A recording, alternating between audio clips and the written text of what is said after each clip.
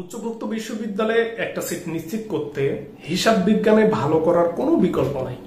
হিসাব বিজ্ঞানে মাস্ট তোমাকে ভালো করতে হবে, কারণ বাংলা ইংরেজিতে তোমরা ম্যাক্সিমাম ছেলেমেয়েরা একটু উইক। সেক্ষেত্রে হিসাব বিজ্ঞানে 35, ম্যানেজমেন্টে 35, এই 35-70 থেকে তোমাকে 30-60 উঠাতে হবে, তাহলে একটা সিট কিন্তু নিশ্চিত। তাহলে তুমি বাংলা ইংরেজি বাদে তোমার কমার্সের সাবজেক্ট গুলো দিয়েই কিন্তু একটা সিট নিশ্চিত করতে পারো। সেক্ষেত্রে হিসাব বিজ্ঞান ব্যবসা যখন তোমার কাছে একদম ভাইটাল পয়েন্ট হিসেবে কাজ করবে। তাহলে এই ক্ষেত্রে হিসাব বিজ্ঞান কিভাবে পড়বা এবং হিসাব বিজ্ঞান কিভাবে সবকিছু কভার করবা সেই জিনিসটা আমি আলোচনা করব। তো প্রথমে যে বিষয়টা বলবো, হিসাব বিজ্ঞানের কোশ্চেন অ্যানালাইসিস করতে হবে। গতানুগতিক ভাবে অন্য বিশ্ববিদ্যালয়ের মতো উচ্চভুক্ত বিশ্ববিদ্যালয় কোশ্চেন করে না। হিসাব বিজ্ঞানের কোশ্চেন তারা ম্যাথ বেসিসে করে, অর্থাৎ 50% বা 40% এর মতো তারা ম্যাথ কোশ্চেন দেয়। সেক্ষেত্রে ম্যাথে তোমাদের একটু বেশি চালাক হতে হবে। একই সঙ্গে তারা যে কোশ্চেন গুলো করে তারা যথেষ্ট মানসম্মত কোশ্চেন করে।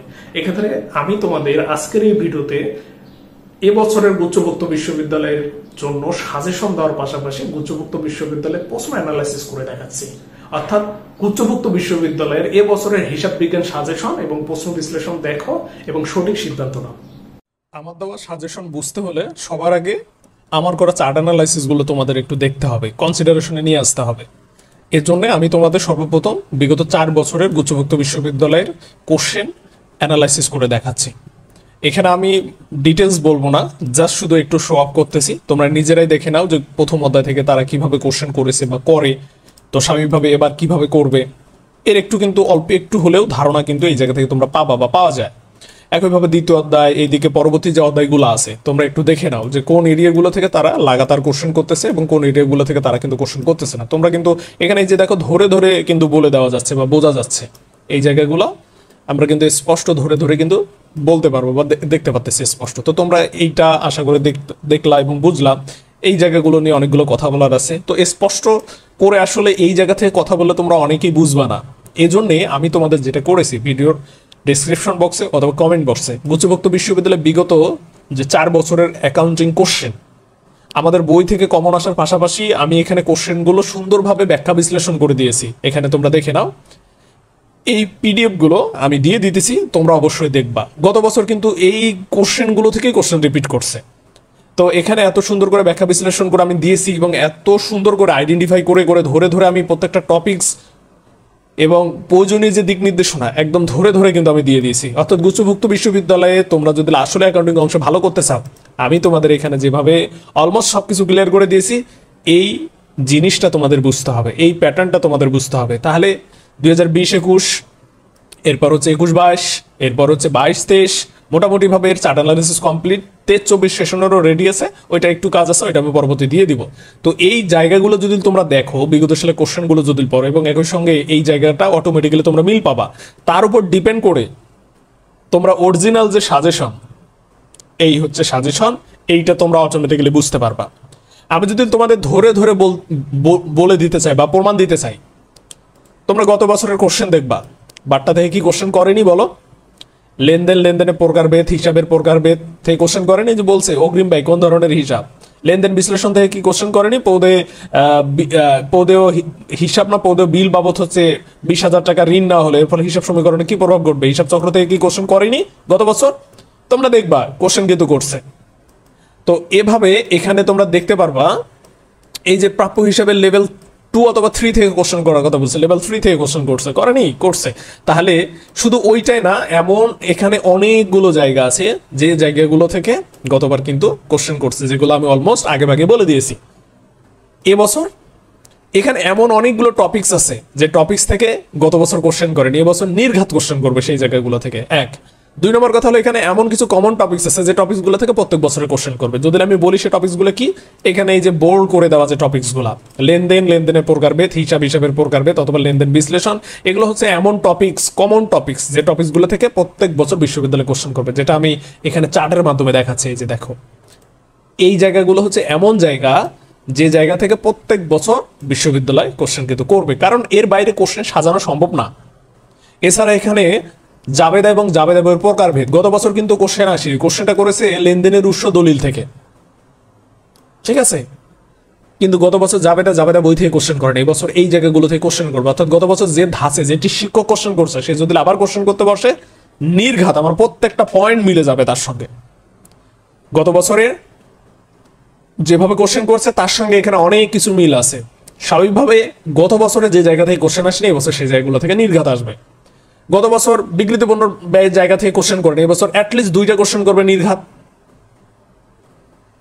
এর বাইরে এখানে আরো কিছু ইনফরমেশন আছে, অলমোস্ট এখানে আরো অনেকগুলো ইনফরমেশন আছে, সেগুলো তোমাদের দেখতে হবে।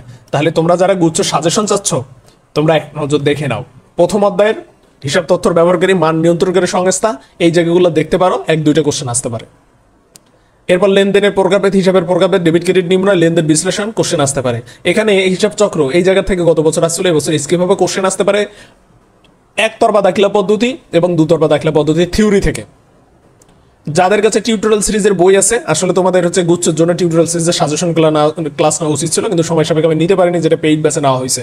তো তোমরা দেখবা টিউটোরিয়াল সিরিজের প্রথম অধ্যায়ের এই জায়গায় একতরফা এবং দুতরফা দাখিলা পদ্ধতির কিছু থিওরি আছে, ওই থিওরি থেকে বছর কোশ্চেন করার চান্সটা বেশি। তবে এতটুকু নিশ্চয়তা দিতেছি, যা কোশ্চেনে করুক টিউটোরিয়াল সিরিজ থেকে 100% কোশ্চেন কমন আসবে ইনশাল্লাহ। মানে অলমোস্ট 25টার উপরে কোশ্চেন নির্ঘাত হুবহু কমন পাবা, ঠিক আছে? এটা একদম নিশ্চয়তা দিতেছি। যদি কোশ্চেন কমন না আসে, কোনো গাইড বই থেকে সে কোশ্চেন কমন আসবে না, মানে অন্য কোনো গাইড বই আসবে না। তোমরা এতটুকু নিশ্চিত থাকো, কোশ্চেন কমন আসবে। এর বাইরে এবার হলো ম্যাথ আসতে পারে প্রথম অধ্যায় থেকে, হিসাব সমীকরণের লেভেল 3 অথবা লেভেল 1, সুন্দরভাবে জিনিসগুলো আমি আলোচনা করছি। এর বাইরে তোমাদের কোশ্চেন আসতে পারে জাবেদা দাখিলা দাও এবং জাবেদা বই, স্পেশালি বিশেষ জাবেদা বই এবং এখানে হচ্ছে সাধারণ জাবেদা বা প্রকৃত জাবেদা বইটাকেও তোমরা ইনক্লুড করতে পারবা। এর বাইরে তোমরা একটু খতিয়ানের জায়গাটা দেখিও, স্পেশালি খতিয়ানের কোন হিসাব কোন জায়গায় স্থানান্তর করা হচ্ছে এই জায়গাটার কথা বললাম, যেটা টিউটোরিয়াল সিরিজের 2-3টা লাইন আলোচনা করা আছে। এর বাইরে বাট্টা, এদিকে বাট্টার ম্যাথ তোমরা স্কিপ করতে পারো। এখানে রেয়ামিল থেকে লেনদেনের সীমাবদ্ধতা থেকে গত বছর কোশ্চেন করছিল, নীতিগত ভুল থেকে এবছর ওই জায়গা বাদে বাকি যে জায়গাগুলো আছে ওই জায়গা থেকে কোশ্চেন আসতে পারে। অথবা মজুদ পণ্য হিসাব সংরক্ষণ পদ্ধতিতে তোমরা রেয়ামিল 2 ধরনের রেয়ামিল পাবা, অর্থাৎ হচ্ছে একটাই রেয়ামিল কিন্তু 2 পদ্ধতিতে 2 ধরনের রেয়ামিল হয়। এক পদ্ধতিতে এক হিসাবগুলো থাকে আর হিসাবগুলো থাকে না, ওই জায়গাটা থেকে কোশ্চেন আসতে পারে। অথবা রেয়ামিলের অন্তর্ভুক্ত অথবা অনিশ্চিত হিসাবে জায়গা থেকে কোশ্চেন করবে নির্ঘাত থিওরি। এর বাইরে ম্যাথ কোশ্চেন করতে পারে রেয়ামিলের ভুল থেকে। এছাড়া আমরা যদি গত বছরের কোশ্চেন দেখি তো আমরা দেখতে পারবো যে গত বছর হিসাব বিজ্ঞানের নীতিমালা থেকে কোশ্চেন করেনি, কোশ্চেন একটা করছে, সেটা ম্যাথ কোশ্চেন, যে কোন হিসাবে কত টাকা জমা করবো, ঐতিহাসিক ব্যয় নীতি বা এটার সঙ্গে ওই ম্যাথটা রিলেটেড করা যায়, তবে বলতে পারো যে কোশ্চেন আসেনি। থিওরিটিক্যাল কোশ্চেন এবছর হিসাবকাল প্রতিষ্ঠান দ্বারা, চলমান প্রতিষ্ঠান দ্বারা ম্যাচিং নীতি, পূর্ণ প্রকাশ নীতি, তোমরা রক্ষণশীলতা নীতিকেও অ্যাড করো এবং গুণাবলী থেকে কোশ্চেন আসার চান্সটা বেশি আছে। এবছর অ্যাটলিস্ট 2 থেকে 3টা কোশ্চেন পাবে এই জায়গা থেকে। এর বাইরেও তোমরা হচ্ছে অব্যবসায়ী প্রতিষ্ঠান থেকে চাঁদা থেকে কোশ্চেন আসতে পারে, চাঁদা বাবদ আয় নির্ণয় করো, এই কোশ্চেনটা আসতে পারে। এর বাইরে প্রাপ্য হিসাব থেকে যদি কোশ্চেন আসে লেভেল 4 থেকে কোশ্চেন করা হবে, যেটা আমি আমাদের অলরেডি পেইড বেসে বলে দিয়েছি, লেভেল 4 থেকে। এছাড়া কার্যপত্র থেকে কোশ্চেন কিন্তু আসবে 100%। গত বছর সমন্বয় দাখিলা থেকে কোশ্চেন করেনি, যদি বলি যে কোশ্চেন করেনি এক হিসেবে রাইট হবে, আর বা আবার যদি বলি যে না কোশ্চেন করছে এটাও আবার রাইট হবে। কোশ্চেন করেছে সেটা ম্যাথ কোশ্চেন করছে, যেগুলোকে আমি আর্থিক প্রতিবেদনের ভিতরে ঢুকাই দিয়েছি অথবা ওই রিলেটেড জায়গাতে নিয়েছে, কিন্তু কোশ্চেনগুলো কিন্তু সমন্বয় দাখিলার ছিল। তো সমন্বয় দাখিলার যে জায়গাটা, স্পেশালি অগ্রিম আয় অগ্রিম ব্যয় সমন্বয় করলে কি হবে না হবে, এই যে জায়গাটা, ওই জায়গা থেকে কিন্তু গত বছর কোশ্চেন আসেনি, তোমরা নিশ্চিত থাকবে বছর কোশ্চেন আসবে। সমাপনী দাখিলা একটা কোশ্চেন করছিল যে কোন হিসাবের মাধ্যমে হিসাব সমূহর জের বন্ধ, মানে সমাপনী দাখিলার মাধ্যমে নিচের কোন হিসাবে জের বন্ধ করা হয়, ওখানে সেবা ছিল, তাই না? এবার অন্য আরেকটা উদাহরণ দিয়ে করবে, মাস্ট এগুলো থেকে কোশ্চেন করবে। তাছাড়া মডেল টেস্ট আসলে সাজানো সম্ভব না 35টা কোশ্চেনের। ভুল সংশোধনী দাখিলা থেকে এবছর কোশ্চেন আসতে পারে। এবার তাহলে ভুল সংশোধনী দাখিলা থেকে কোশ্চেন আসতে পারে। এই যে যেটা বলছিলাম, এই যে ম্যাথের অংশে কিন্তু কার্যপত্রের দিয়ে ম্যাথ অংশ সমন্বয় দাখিলা দিয়েছিলাম, গত বছর কিন্তু কোশ্চেন আসছিল। এবছর যে আসবে না এমনটা না, আসতে পারে বিমা থেকে অথবা বিলম্বিত বিজ্ঞাপনের অংশগুলো থেকে কোশ্চেন আসলে করতে পারে। এর বাইরে অবচয় অধ্যায়টা আছে, অবচয় অধ্যায় থিওরিটিক্যাল কোশ্চেন কিন্তু করেছে। সেটা কোন সালের কোশ্চেন? 21-22 সেশনের কোশ্চেন। কি কোশ্চেন? সময়ের ভিত্তিতে অবচয় ধার্য করা হয় না, কোন পদ্ধতিতে? উৎপাদনিক পদ্ধতিতে। কোশ্চেনটা আসছে না? এবার তাহলে ওই সেম জায়গাগুলো থেকে থিওরি আসবে, কিন্তু কোথা থেকে আসতে পারে জানো? নীতিমালা থেকে। অবচয় ধার্য করা হয় কোন নীতিমালা অনুসারে, সেই জিনিসগুলা, একই সঙ্গে সেটা সমন্বয়ের প্রভাব, এর বাইরে বেসিক তথ্য, যেমন আমরা অবচয় কেন ধার্য করি, অবচয় ধার্য করার সময় কোন কোন জিনিসগুলো কনসিডারেশন নিয়ে আসতে হয়। এক কথায় টিউটোরিয়াল সিরিজে 50 পৃষ্ঠার যে থিওরি অংশ আমি আলোচনা করছি, পাই টু পাই পড়বা। আমি নিশ্চয়তা দিতেছি যে কোশ্চেনগুলো করবে ইনশাল্লাহ সব কমন থাকবে। এর বাইরে ম্যাথ তো অবশ্যই আসবে, গতবার ম্যাথ কোশ্চেন দিয়েছে হচ্ছে ক্রমাসমান পদ্ধতিতে চতুর্থ বছর থেকে বা চতুর্থ বছরের পর মানে অবস্থায় নির্ণয় করো, চতুর্থ বছর অবস্থায় নির্ণয় করো। সরলরৈখিক পদ্ধতিতে ক্রয় মূল্য নির্ণয় করো অর্থাৎ পুস্তক মূল্য নির্ণয় করো। এবছর অলমোস্ট নিশ্চিত থাকো, দেখবে যে লাভ ক্ষতি নির্ণয় করো। এর বাইরে বর্ষ সংখ্যা পদ্ধতিতে অবস্থায় নির্ণয় করো। এই টাইপের বা এই দুই ধরনের কোশ্চেন আসতে পারে। এছাড়া ক্রমাসমান পদ্ধতিতে বহিমূল্য নির্ণয় করো এমন কোশ্চেন আসতেও পারে। এর বাইরে আমরা আর্থিক প্রতিবেদন যদি দেখি, আমরা আর্থিক প্রতিবেদন অংশে যেটা দেখতে পারবো, গত বছর একটা কিন্তু কোশ্চেন করছিল। কোথা থেকে কোশ্চেন করছিল? IAS 1 অনুসারে নিচের কোনটি আর্থিক প্রতিবেদনের উপাদান নয়, যেটা উৎপাদন ব্যয় বিবরণী। একদম আমাদের টিউটোরিয়াল সিরিজের প্রথম জায়গা থেকে কোশ্চেনটা করছে। তাহলে আমি যে জায়গাগুলোর কথা বলতেছি বা এখানে যে কথাগুলো বলতেছি, এই কথাগুলো যদি তোমরা বুঝতে চাও, তাহলে তোমাদের বিগত এইখানে যে 3 বছরের কোশ্চেন আমি অ্যানালাইসিস করে দিয়েছি না, এই যে এখানে ব্যাখ্যা করে দিয়েছি, এগুলো দেখবা। আর অপরদিকে আমি এই যে তোমাদের হচ্ছে পরের যে কোশ্চেনগুলো আছে, সেই কোশ্চেনগুলোর জন্যও কিন্তু আমি অলরেডি এই যে ব্যাখ্যা বিশ্লেষণের কাজ করে ফেলছি, যেটা আমি খুব দ্রুত দিয়ে দিব। এটা দিলেই অলমোস্ট তোমরা অ্যাডজাস্ট করে তোমাদের সাজেশন অংশটা খুব সহজেই ফিল আপ করতে পারবা। এই যে এই কথাটা বললাম, এই যে এই কোশ্চেনটা করছে আমাদের টিউটোরিয়াল সিরিজ থেকে একদম হুবহু অলমোস্ট। এবং এই যে নতুন কোশ্চেনগুলো করছে, প্রত্যেকটা কোশ্চেন কোনো না কোনোভাবে টিউটোরিয়াল সিরিজের থেকে কমন আছে, যেগুলো আমি তোমাদের কিন্তু একদম ধরে ধরে বের করে দিতেছি। তো এই কারণেই বলবো, অ্যাটলিস্ট যাদের কাছে টিউটোরিয়াল সিরিজ আছে, তোমরা সর্বোচ্চ গুরুত্ব দিয়ে পড়িও। কোন কোশ্চেনটা টিউটোরিয়াল সিরিজ থেকে নাই বা কোনো গাইড বই নাই, সেই কোশ্চেনটা আমি আইডেন্টিফাই করে দিতেছি। যে দেখো, এই যে আমি বললাম না, এই কোশ্চেনগুলো আমার মুখস্থ হয়ে গেছে। এই যে কোশ্চেনগুলো, এই যে এই কোশ্চেনটা রিপিট করছে, বানাইছে, নতুন করে কোশ্চেনটা বানানো হয়েছে। অথচ এই কোশ্চেনটা 2002-03 কোশ্চেন ঢাকা বিশ্ববিদ্যালয়, সেইটাই একটু মডিফাই করা হয়েছে। শুধু এইটাই না, আরও এখানে কয়েকটা কোশ্চেন আছে যেগুলো আসলে সলভ করে তোমাদের দেখানো উচিত। এই যে এই কোশ্চেনটা ঢাকা বিশ্ববিদ্যালয়ের 6-7 সেশনের কোশ্চেন, কিন্তু কোশ্চেনটা মডিফাই করে এই দুইটা জিনিস ইনক্লুড করে দিয়ে মেশিন হিসাবে বের করতে বলছে। তাহলে তোমরা যদি সঠিকভাবে কোশ্চেনগুলো বিশ্লেষণ করো, সঠিক যদি প্যাটার্নটা বুঝতে পারো, তাহলে ইজিলি ধরতে পারবা, এই চার্টের মাধ্যমে অটোমেটিক্যালি বুঝতে পারবা যে এবার কোন কোন এরিয়াগুলো থেকে কোশ্চেন করবে। গতবার তোমাদের হচ্ছে অংশীদারি ব্যবসা প্রতিষ্ঠানের নতুন অনুপাত নির্ণয় করে এই কোশ্চেনটা আসছে। এবছর ওইটা বাদে স্পেশালি মুনাফা বন্টন, এর বাইরে হচ্ছে বছর শেষে বা শেষের দিকে হচ্ছে মূলধন হিসেবে বা চলতি হিসেবে কত টাকা যোগ করতে হবে এমন কোশ্চেনগুলো, অথবা মূলধনের সুদ নির্ণয়, এই টাইপের কোশ্চেনগুলো আসার চান্সটা সবচেয়ে বেশি আছে। গতবার এই জায়গা থেকেও কোশ্চেন করছে, বেসিক বৈশিষ্ট্য থেকে, কিভাবে চুক্তিতে উল্লেখ থাকলে লাভ ক্ষতি কিভাবে বন্টন করবে, ঠিক আছে, এই জায়গাগুলো থেকে কোশ্চেন করছে। এবছর ওর বাইরে কোশ্চেন হতে পারে হিসাব সময়ের ধারণা থেকে, অর্থাৎ যে হিসাবগুলো আমরা তৈরি করি সেই হিসাবের বিভিন্ন সমন্বয় এন্ট্রি দিয়ে কোশ্চেন করা হবে। অলমোস্ট শিওর থাকো। যেমন একটা কোশ্চেন আমি বলি যে আমরা যখন হচ্ছে স্থাবর মূলধন বা স্থায়ী মূলধন পদ্ধতি ফলো করি, তখন এই আনুষঙ্গিক সমন্বয়ের হিসাবগুলো কোন হিসাবে আমরা লিপিবদ্ধ করি, চলতি হিসাবে লিপিবদ্ধ করি, তাই না? ওই কোশ্চেনটা এবার আসতে পারে। এর বাইরে তোমরা যে জায়গাটা দেখবা, যৌথ মূলধন কোম্পানির মূলধন, এই জায়গা থেকেও কিন্তু গত বছর রাষ্ট্রীয় বিশ্ববিদ্যালয় গুচ্ছ কোশ্চেন করছিল। কোন কোশ্চেন? নিচের কোন লেনদেনের ফলে নগদ অর্থ হ্রাস পায়, সম্ভবত এমন একটা কোশ্চেন আছে, তাই না?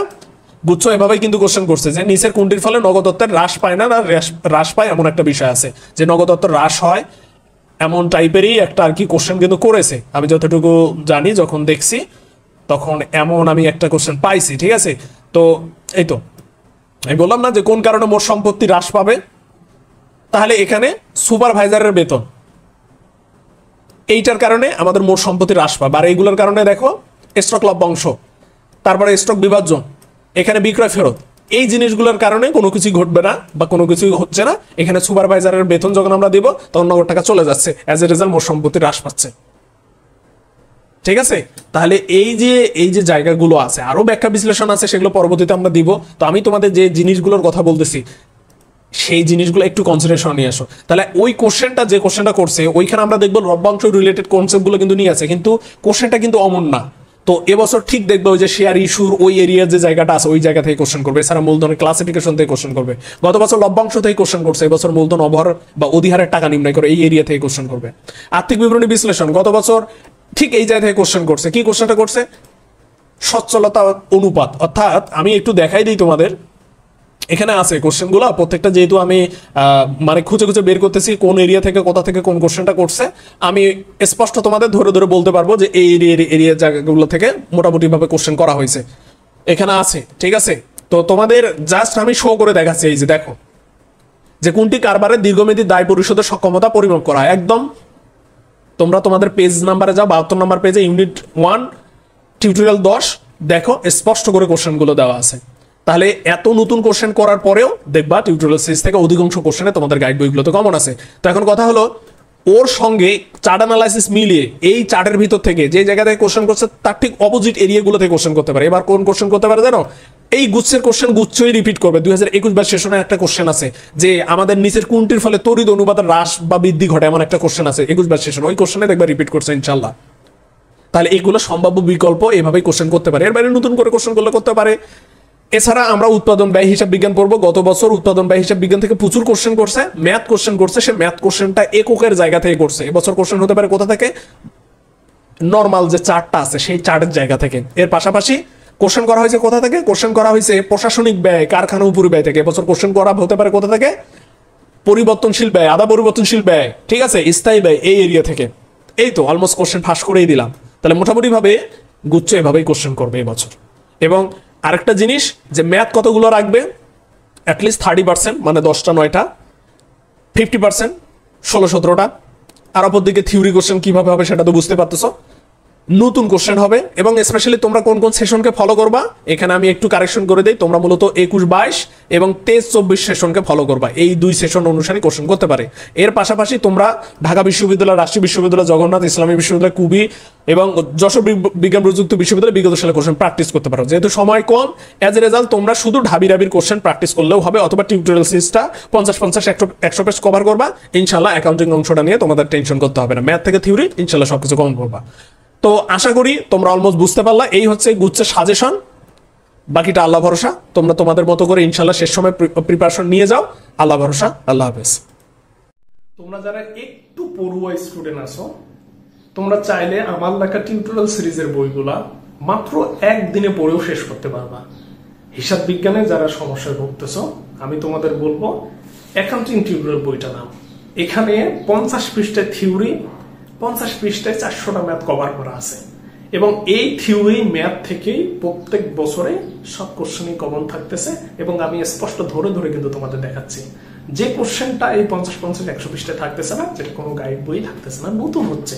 তো স্বাভাবিকভাবে কেন তোমরা স্পষ্ট প্রমাণ দেখার পরে এই বইগুলো কালেক্ট করতেছো না? এবং আমি তোমাদের ইনশিওর করতেছি তোমরা একদিনে পড়েও এই বইগুলো শেষ করতে পারবা ইনশাআল্লাহ।